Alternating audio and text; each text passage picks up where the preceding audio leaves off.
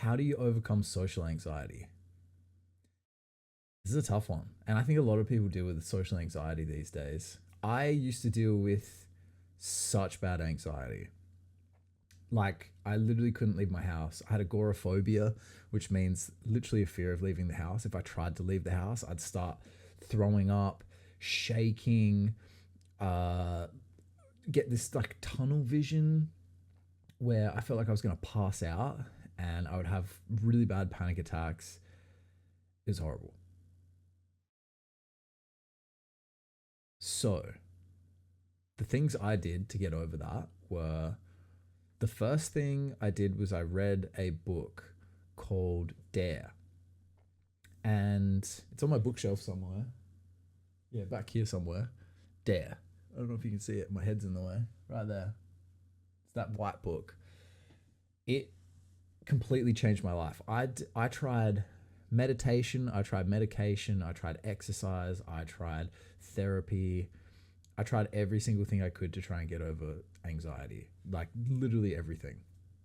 And the things that really helped me were, number one, in that book, it says it teaches you how to overcome the chaotic thinking. So, you know how when you're feeling anxious, your mind sort of starts spiraling and all these weird things will pop up in your head that you haven't really thought of before, or if you have thought of them before, they're crazy, but you know they're crazy, but you still buy into it.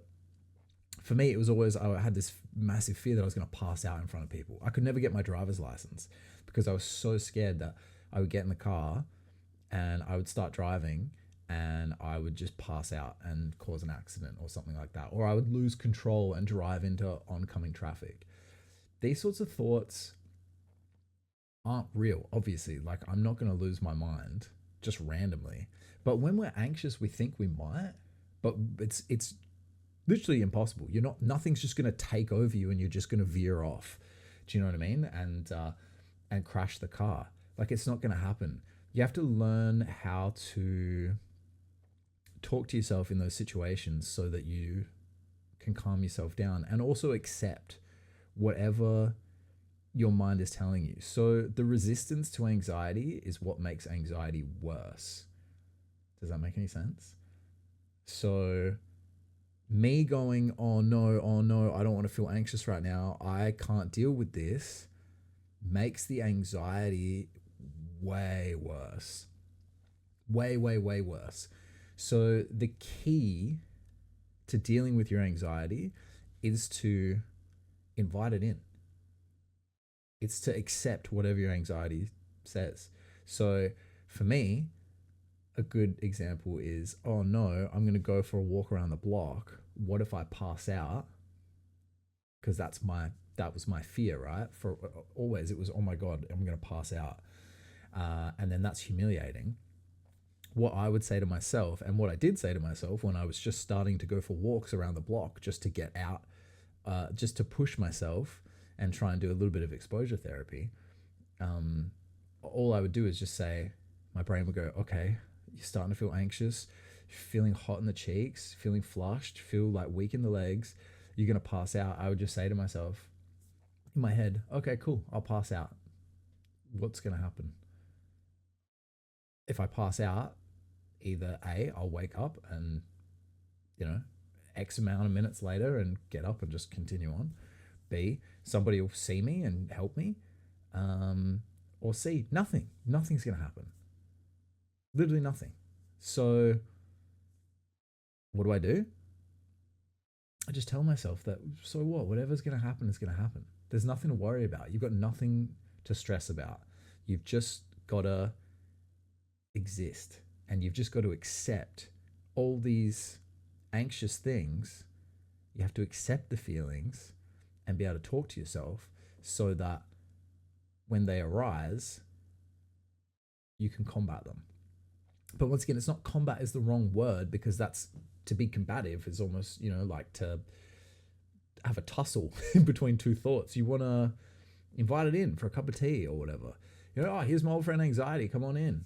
Yeah.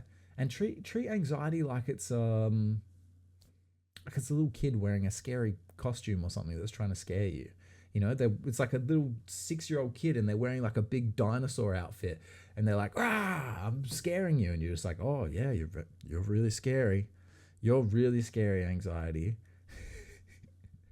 But number one thing I would say is definitely read this book. Definitely read Dare by Barry McDonough.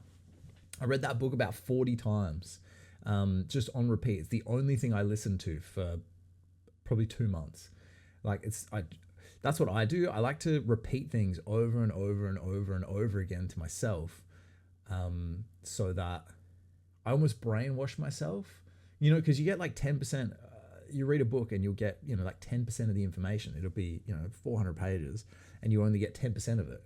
But I feel like if you read it again, then you might get another 5 or 10% out of it. And again, the same until you keep reading it and keep reading it and keep reading it. And you'll get so much more out of it. It's so weird. I've listened to Can't Hurt Me. I prefer to do audiobooks than read books visually, but I do have a lot of books visually. Um, I have listened to David Goggins' Can't Hurt Me, no joke, probably 60 or 70 times. Like, that's no joke. It's by far the book I've read the most.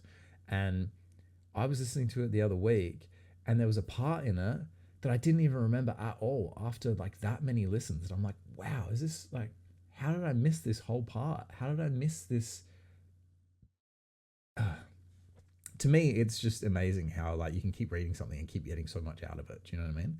Anyway, I digress.